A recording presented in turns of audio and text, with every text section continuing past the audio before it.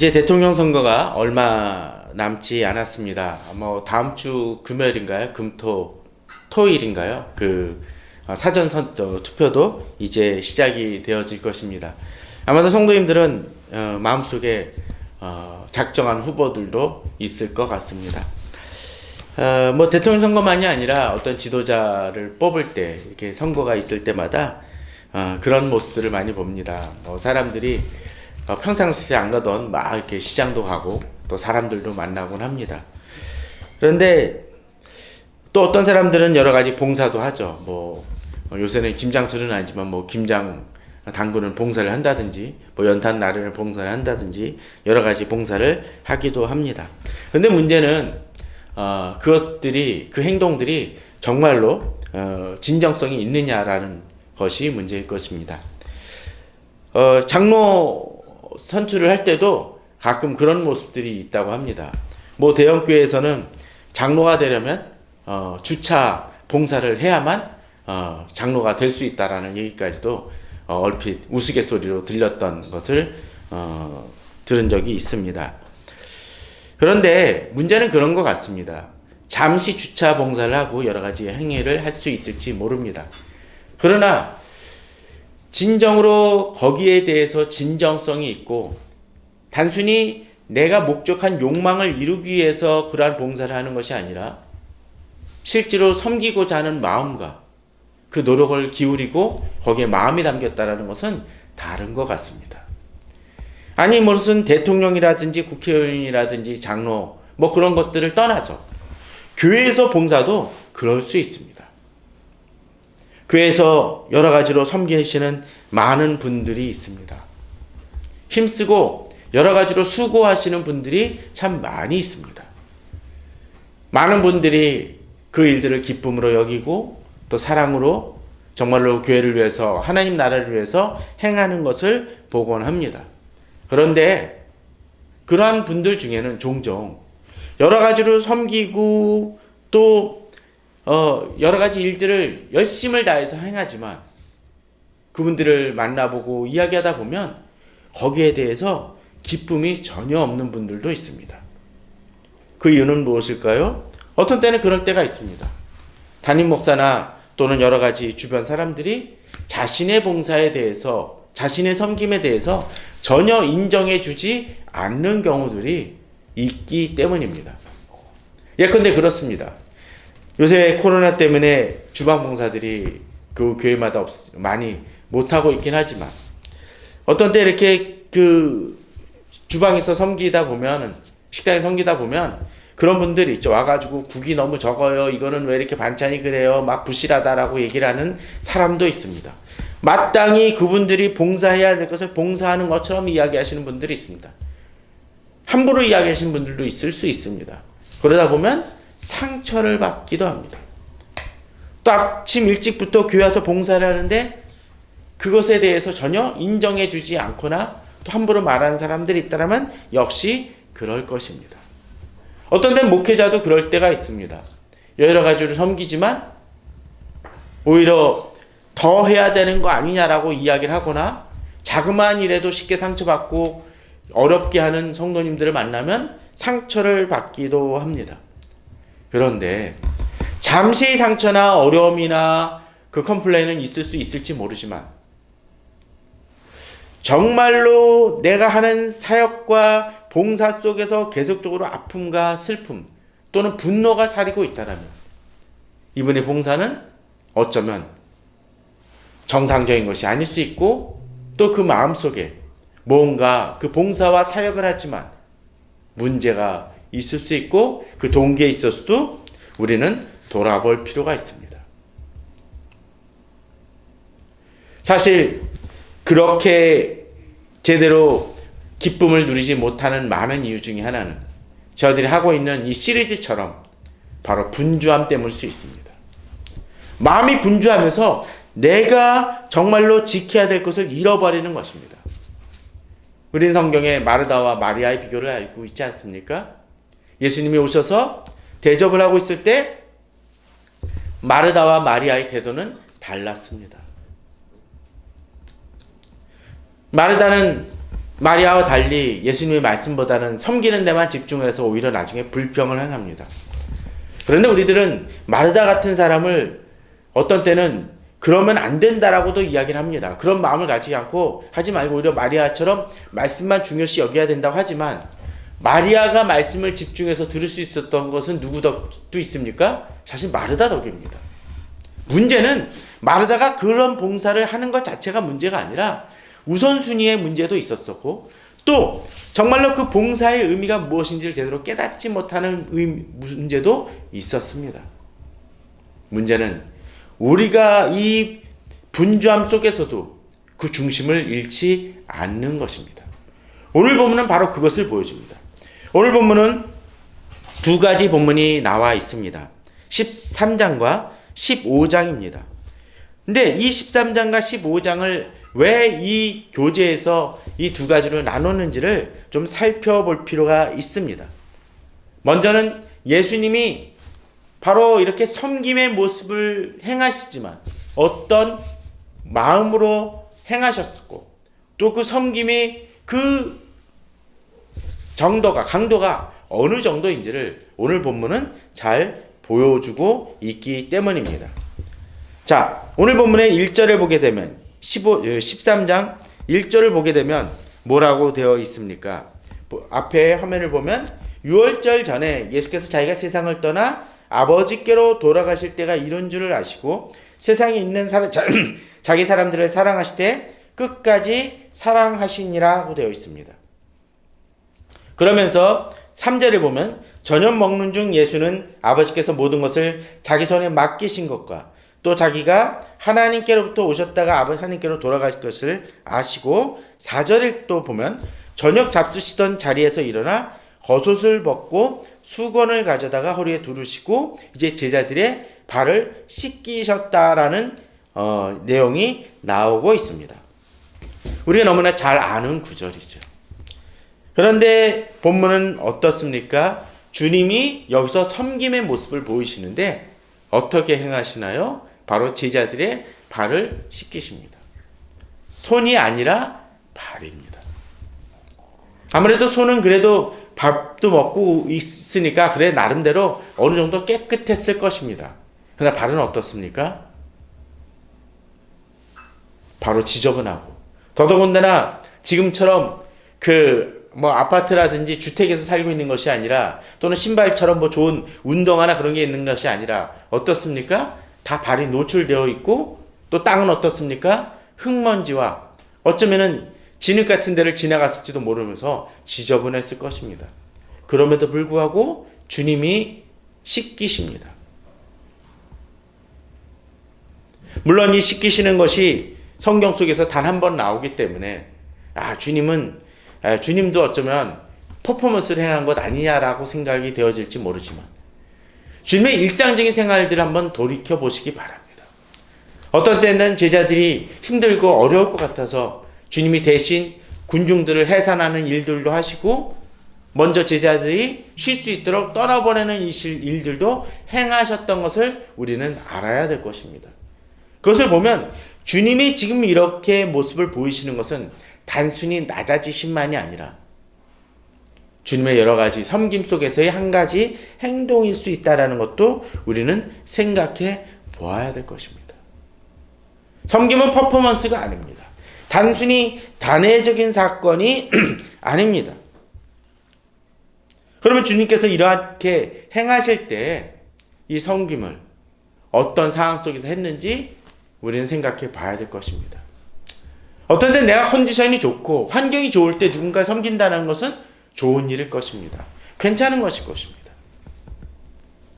그러나 내가 바쁘고 힘들고 어렵고 여러 가지 상황이 안 좋을 때 누군가를 섬긴다라는 것은 쉬운 일이 아닙니다. 근데 주님이 어떠했습니까? 자, 1절 6월절 전에 예수께서 자기가 세상을 떠나 아버지께로 돌아가실 때가 이른 줄 아시고라고 되어 있습니다. 아버지께로 돌아가신다는 것은 어떤 의미입니까? 곧 이제 이 밤이 지나고 난 다음에 예수님은 십자가에 달리시기 위해 잡히시고 또 실제로 십자가를 지시고 또 모욕을 당하시고 죽으시는 그 사건을 의미하는 것입니다. 물론 주님이 하나님의 아들이시기 때문에 이 고통이 너무 쉬울 거다라고 생각하시는 분도 있지만, 그러기에 더 힘들고, 또 주님은 인간으로 오셨기에 그 모든 고통을 그대로 짊어지셨기에 주님에게도 이 고통과 이 십자가의 문제는 결코 쉬운 문제가 아니었습니다. 주님께서 감람산에서 기도하실 때 마치 땀을 피처럼 쏟으셨다라는 것, 또 3번이나 기도하셨다라는 것을 생각을 한다면 지금 이 상황의 마음이 주님이 결코 편하신 상황이 아니었습니다. 그러나 그럼에도 불구하고 주님은 어떻게 행하십니까? 바로 이 일을 행하심을 통해서 이 제자들을 섬기시고 돌아보시길 원하십니다. 그런데 주님이 이렇게 이 사람들에게 집중하는 이유가 무엇일까요? 1절은 이렇게 얘기합니다. 주님이 이 사람들을 어떻게 여기십니까? 세상에 있는 자기 사람들을 사랑하셨다라고 되어 있습니다. 그런 것 같습니다. 누군가를 섬긴다라는 것은 그 사람이 내게 어떤 존재인지가 중요한 문제가 되어질 것입니다. 자기 사람입니다. 그러게 사랑합니다. 마치 내 가족 같습니다. 부모가 자기 자식을 사랑할 때는 남의 자식을 사랑하는 거하고는 남의 자식에게 친절을 베푸는 거하고는 차이가 있습니다. 그런 측면에서 입양하시는 분들은 정말 대단하시다는 생각이 되어집니다. 입양이라는 것은 바로 내가 직접 낳은 자식은 아니라 할지라도 이 자식을 그와 동등하게 대한다는 것. 그래서 입양 얘기하시는 분들이 뭐라고 얘기하나요? 가슴으로 낳은 자식이라는 표현을 쓰는 이유가 바로 그러한 것입니다. 교회 공동체도 사실은 마찬가지입니다. 혈연 관계는 아니지만 오히려 예수 그리스도의 피로 엮여졌기 때문에 바로 성도님들과 저는, 아니 이 교회만이 아니라 바로 예수 그리스도를 믿는 모든 사람들은 어떤 사람들입니까? 우리 사람들입니다. 선거 때문에 많이 나오는 우리가 남이가라는 그 표현처럼 사실은 진정 그리스도인들은 이것을 말할 수 있어야 됩니다. 남이 아닙니다. 그러기에 사랑할 수 있어야 됩니다.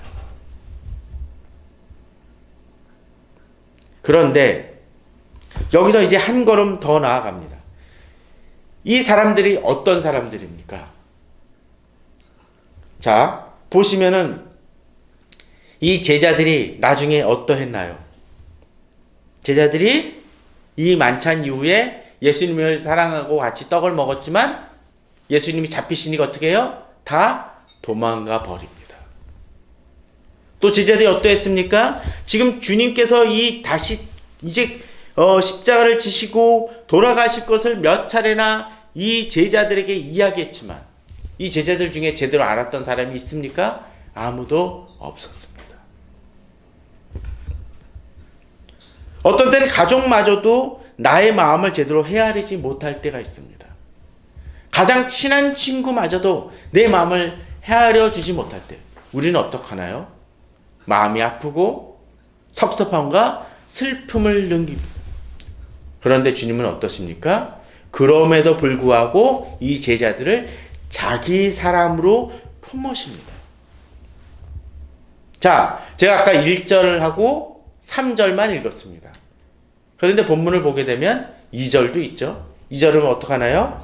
마귀가 벌써 시몬의 아들 가룟 유다의 마음에 예수를 팔려는 생각을 넣었더라고 되어 있습니다. 자, 그러면 지금 예수님이 발을 씻기실 때 가룟 유다가 있습니까? 없습니까? 있습니다. 떡을 나누실 때도, 포도주를 나누실 때도 제자가 가룟 유다가 있었습니까? 없었습니까? 있었습니다. 그럴 때 있지 않습니까? 요새같이 선거 위세하시는 분들 보게 되면 막 돌아다니면서 요새는 악수는 좀 덜 하겠지만 예전에 보면 악수하고 막 그러잖아요. 그런데 자기가 좋아하는 지역만 갑니까? 그런 표를 먹지 못하죠. 자기를 싫어하는 사람들에게도 갑니다. 그런데 예전에 좀 아주 심한 그런 곳에는 그 후보들이 가면 어떻습니까? 전혀 반겨주지 않는 것도 있습니다. 손을 내밀었는데 악수를 받지 않는 사람도 있을 수 있습니다. 오히려 욕을 하고 떠나가는 사람들도 있을 수 있습니다. 그럴 때 그렇게 하기가 쉽습니까? 쉽지 않을 것입니다. 어떤 때 승리를 위해서 만나야 될 사람을 자기가 불편하고 힘든 사람도 만나야 될 경우도 있을 수 있습니다. 그러나 그들은 자신들의 욕망을 위해서 행하지만 주님은 어떻습니까? 바로 이 가룟 유다마저도 주님은 십자가에 달려 돌아가시는 일이 작정되어 있지만 이 가룟 유다가 그 역할을 맡지 않고 돌이키기를 바라시는 마음, 그거는 주님 때문이 아니라 그 사람 때문에라도 그가 돌이키기를 바라면서 그마저도 발을 씻기시고 만찬을 나누십니다. 바로 왜요? 자기 사람처럼 여기시고 사랑하셨기 때문입니다. 또 어떻습니까? 1절은 자기 사람들을 사랑하시되 뭐가 붙습니까? 끝까지 사랑하시니라고 되어 있습니다. 사랑이란 이런 것입니다. 섬김이라는 것은 이런 것입니다. 적당히 하는 것이 아닙니다. 어떤 때 우리들이 상처받고 넘어지는 많은 이유 중에 하나는 내가 이 정도 했으면 됐다라고 생각하기 때문입니다. 그러나 섬김이라는 것은 그런 것이 아니라는 것이죠. 또 예수님처럼 바로 내가 사랑한다라고 생각하는 사람들이 나를 이해해 주지 못하고 나를 받아주지 못하고 오히려 어리석은 행동을 행할 때조차도 그를 품고자 하며 그를 섬기고자 하는 마음, 끝까지 사랑하는 마음이 우리에게 필요하다라는 것입니다. 바로 주님은 그러한 모습으로 그들을 섬기셨습니다. 4절 5절에 나오듯이 주님은 한 사람 한 사람 씻기십니다. 그런데 이렇게 주님이 섬기시는 상황 속에서도 어떻습니까? 이제 베드로가 등장을 합니다. 주여 주께서 내 발을 씻으시나이까? 주님이 말씀하시죠. 내가 하는 것을 내가 지금은 알지 못하나 이후에는 알리라. 그런데도 불구하고 이후에는 알리라고 얘기하지만 베드로가 참지 못하고 얘기합니다. 내 발을 절대 씻지 못하리이다. 그러자 주님께서는 내가 너를 씻어주지 아니하면 내가 나와 상관이 없느니라 하면서 단호하게 얘기하시니까 이제 베드로는 다시 돌이켜서 뭐라고 얘기합니까? 주여 내 발뿐만 아니라 손과 머리도 씻어 주시옵소서. 주님의 마음은 간절하고 애타는 마음으로 이 제자들을 씻기시는데 가장 사랑하는 제자, 가장 예수님을 쫓는다라고 이야기하는 이 베드로마저도 엉뚱한 소리만 행합니다. 이럴 때 주님의 마음은 어떻겠습니까? 물론 이 베드로는 예수님이 말씀하신 것이 무슨 의미인지 제대로 알지 못하기 때문에 이렇게 행했겠지만 근데 주님은 이러한 모든 것을 받아주십니다. 또 이것을 통해서 오히려 베드로가 이렇게 행함을 통해서 이 발을 씻는다는 의미가 무엇인지를 주님은 더욱더 분명하게 말씀을 통해서 보여주는 사건이 되고 있음을 보여줍니다. 어떤 때 우리들이 그런 것 같습니다. 섬긴다는 의미, 또 봉사의 의미, 예수님을 알아간다는 것도 우리가 갑자기 처음부터 모든 것을 알아나가는 것이 아니라 한 가지 한 가지 주님을 더욱더 깊이 알아갈 수 있을 것입니다. 어떤 때는 착오도 있을 것이고 부족한 점도 있습니다. 전에도 그 비슷한 예를 들은 적이 있지만 우리 어린 아기가 유치원 아이가 어떤 때 아빠를 그린다라고 엄마를 그린다라고 그림을 그렸습니다. 그럼 뭘 그리나요? 동그라미 하나 그려놓고 짝대기 하나 그려놓고 아빠라고 얘기를 합니다.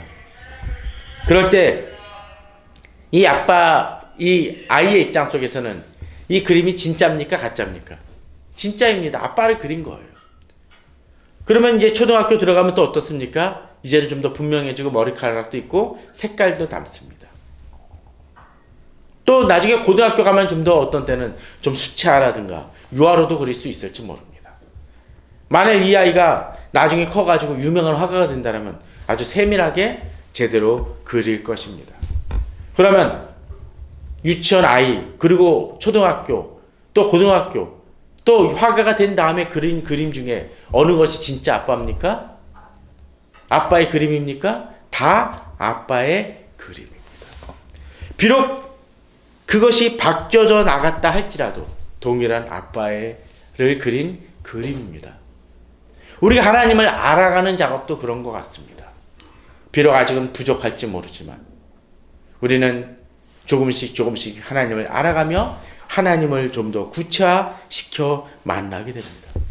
이 베드로도 이런 과정을 통해서 주님을 만나게 됩니다. 우리에게도 어떤 때는 이런 작업이 필요할 수 있습니다. 어떤 때 그런 분들이 있더라고요. 이분은 아직 그 훈련을 받거나 봉사하기에는 부족한 점이 많습니다. 그러나 그 봉사의 과정을 통해서 봉사의 의미를 깨닫게 될 수 있습니다. 어떤 때 목사도 마찬가지입니다.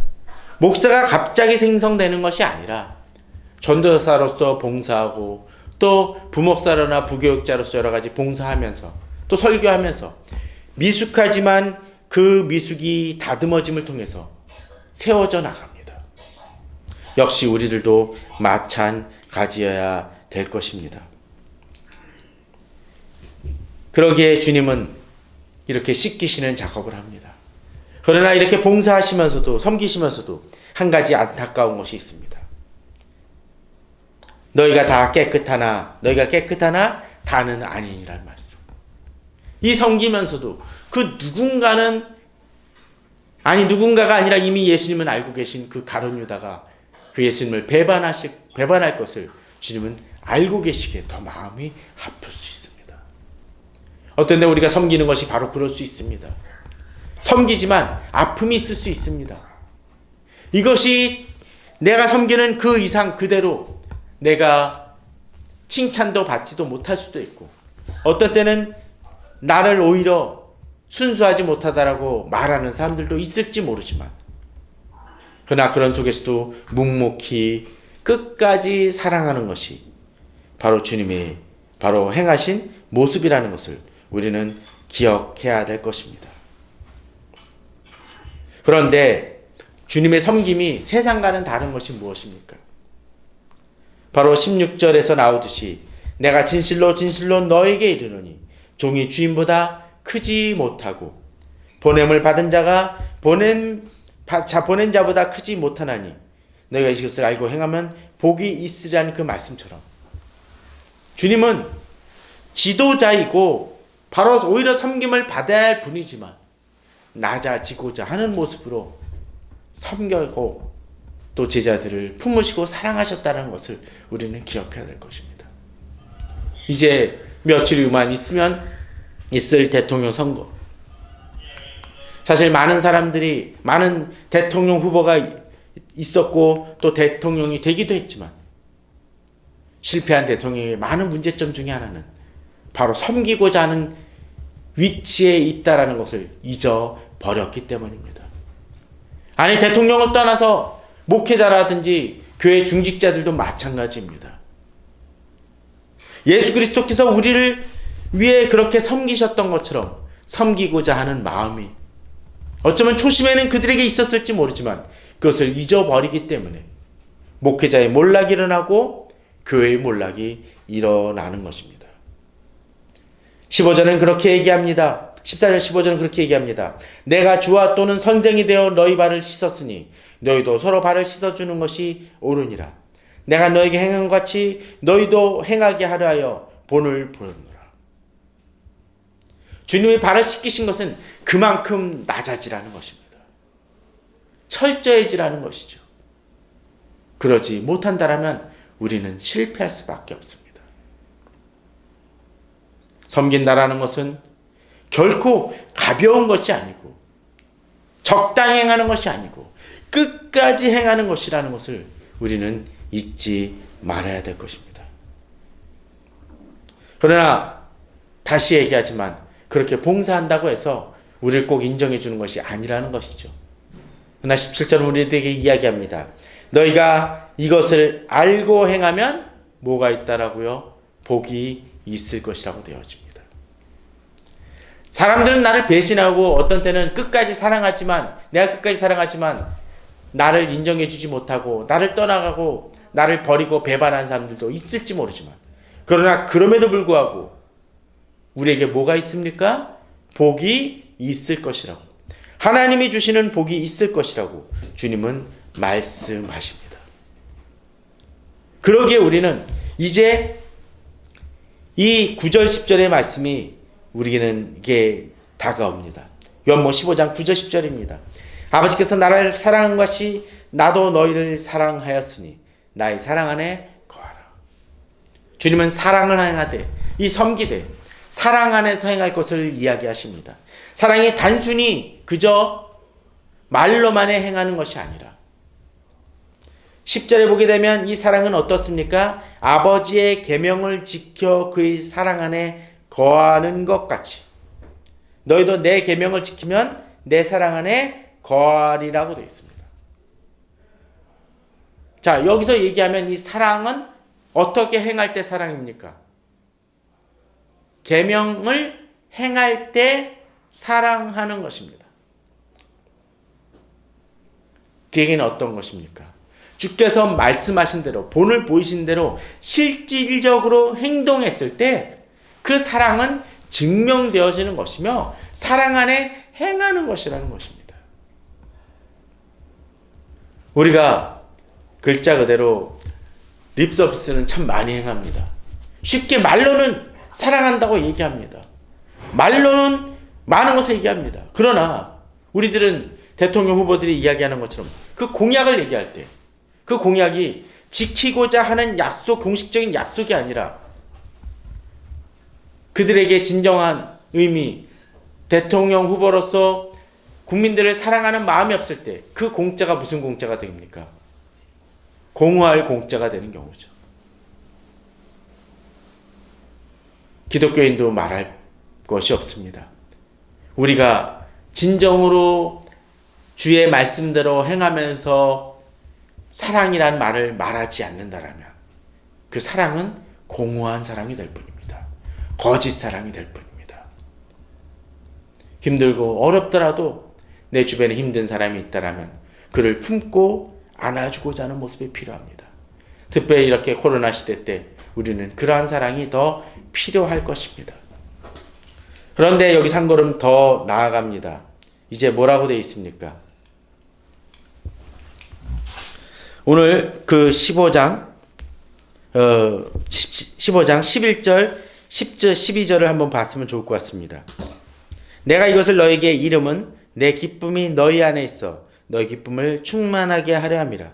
내 계명은 곧 내가 너희를 사랑한 것 같이 너도 서로 사랑하라 하는 이것이니라.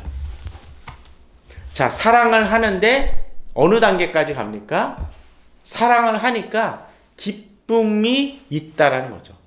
앞서 어떤 때 봉사를 하고 섬기지만 마음속에 불만과 불평이 있고 미움이 있는 사람이 사랑을 나름 봉사를 행하지만 그 봉사가 진정성이 없고 오히려 그 마음속에 화를 품는 것처럼 진정으로 사랑이 거하지 않는다면 그런 모습으로 우리도 전락할 것입니다. 그러나 정말로 우리가 사랑할 때 우리가 주의 계명에 거하고 주의 계명에 거함으로 인해서 바로 하나님 안에 예수 그리스도 안에 우리가 같이 거한다라는 것을 깨달을 때 우리는 사랑을 행하면서도 그 사랑을 우리가 받지 못한다 할지라도 어떤 것이 거합니까? 바로 우리 사랑만이 아니라 그 사랑 속에서 그 봉사 속에서 기쁨을 충만하게 누리게 됩니다. 왜? 앞서 이야기를 드렸던 것처럼 우리가 그렇게 행하고 섬길 때 우리에게 복이 있기 때문일 것입니다. 사람들은 인정해 주지 않는다 할지라도 하나님이 인정해 주시고 예수 그리스도께서 인정해 주시기 때문에 우리는 진정한 기쁨을 누릴 수 있습니다.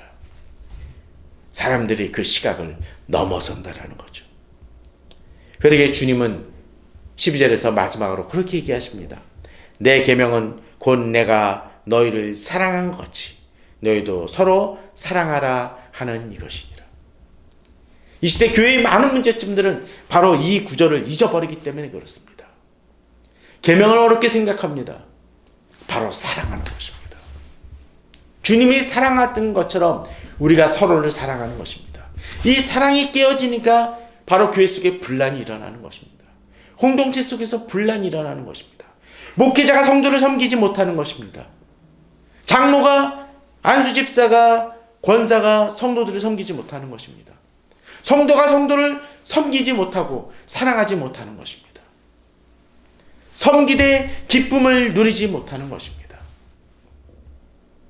진정으로 우리가 분주함 속에서도 바쁜 속에서도 바로 이것을 잃지 말길 바랍니다. 우리 삶은 폭풍과 몰아치는 것 같고 여러 가지 힘들고 어려운 일들이 벌어질 것입니다. 우크라이나 전쟁이 벌어지고 그로 인해서 우리나라의 경제도 어려울 수 있습니다. 대통령 선거에서 어쩌면 우리가 원하지 않는 사람이 되어질 수도 있을지 모릅니다. 아니, 내가 원하는 사람이 되어준다 할지라도 그가 내가 투표했던 거하고는 전혀 다르게 행동할 수도 있을지 모릅니다. 그러나 그런 것들이 그 이상을 넘어서는 하나님의 주권과 하나님의 사랑을 기억하기에 우리는 그로 인해서 흔들리지 않습니다. 낙심하지 않습니다. 우리는 우리에게 주어진 그 계명대로, 말씀대로, 사명대로 바로 내 주변에 있고 내 사람들을 사랑하는 것이 우리에게 주어진 사명일 것입니다. 그렇게 사랑하심으로써 또 주의 상급을 바라보면서 기쁨을 누리시는 우리 성도님들 되시기를 주님의 이름으로 축원합니다. 다 같이 기도하시겠습니다.